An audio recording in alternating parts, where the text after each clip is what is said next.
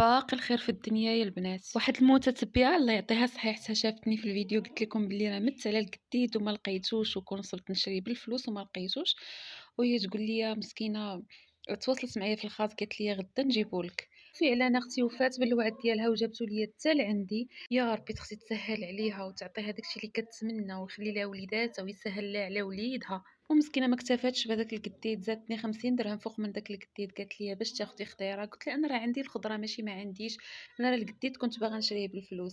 قالت لي شوفي سكتي الله يرحم لك الوالدين، خليني غير نكمل اجري، انا بغيتك تاكلي قصريه من عندي انا. ومن هنا كنقول لك اختي كيف ما فرحتيني، الله يفرح قلبك والله يعطيك داكشي اللي كتمنى ويخلي لك وليداتك ويوصلك لداكشي اللي كتمناي. حيت الفرحه اللي حسيت بها وانا هازه هذيك البوشيطه اللي فيها القديد وراجعه للدار ما غادي يحس بيا غير اللي كتوحم بحالي وكتقلب على واحد الحاجه وما لقاتهاش وحتى لاخر لحظه ولقاتها. بغيتكم كلكم تدعوا معها